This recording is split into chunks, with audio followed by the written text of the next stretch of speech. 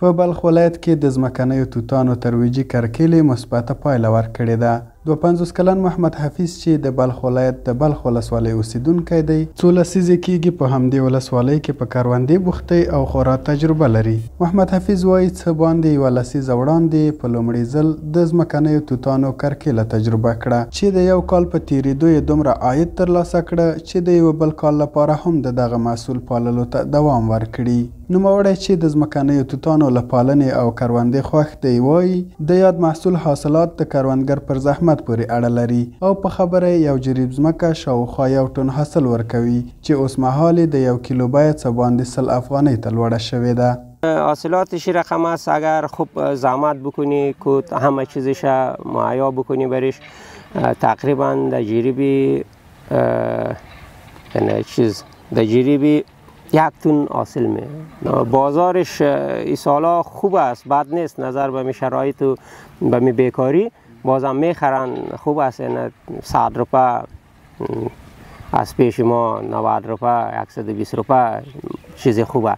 رقم فروش میرسه. د دې ترڅنګ بیا په همدې ولسوالۍ کې د ځمکنیو توتانو یو شمېر نور کروندګر وایي هر کال د دغې میوې پر پاللو په لوړه کچه لګښت کوي خو حاصلات ترې کم ترلاسه کوي.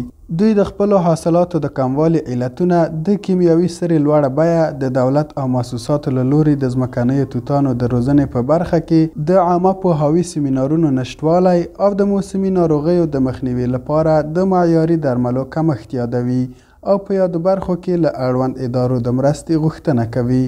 از دولت خواهش ما همی است دیگه که مقصد در حساب دهقانان یک کمکی بکنه، یک چیزی بکنه که به خاطر کشت و کار ما رشد پیدا کنه. ما اونقدر توانش نداریم که فرض مثال خرج و مصارف زیاد بکنیم.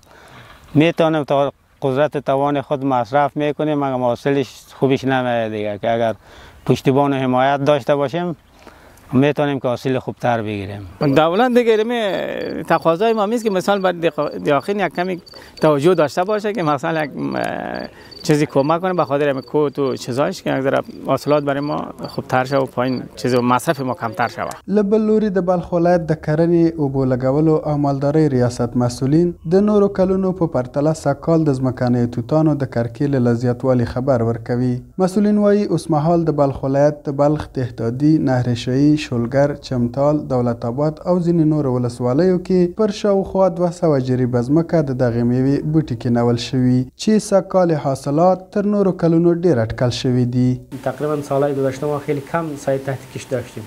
در اواخر در حدود 200 تا 150 جریب زمینه در ولسوالی فوق الذکر که قبلا نام بردیم کشت میشه و نتیجه بسیار خوب دادن و دیقین هم از حاصلاتشان راضی هستند و ما اطمینان میتیم که همیشه کارمنده ترویج و کارمنده حفاظ این نباتات در سطح ولسوالی در اختیار دیقین است و از دیقین هم میخواهیم که در شعبه زراعت مراجعه کنه و معلومات کافی را به دست بیاره تا که حاصلاتشان و مزرعه تود زمینشان از این ناحیه متضرر نشه. کارپوهان وایي د هیواد اقتصادي پیاوړتیا او د کلیوالي ژوند د ښه والي لپاره اړینه ده چې دولت د کروندګرو ملاتړ ته جدي پاملرنه وکړي. دوی ټینګار کوي چې کروندګر د ټولنې هغه بنسټیز قشر دی چې پرته له ملاتړ نشي کولای خپل تولیدات پراخ کړي او د هیواد اقتصادي استقلال ته لاره هواره کړي. ضابط خان انځور، عفا نیوز، بلخ ولسوالۍ.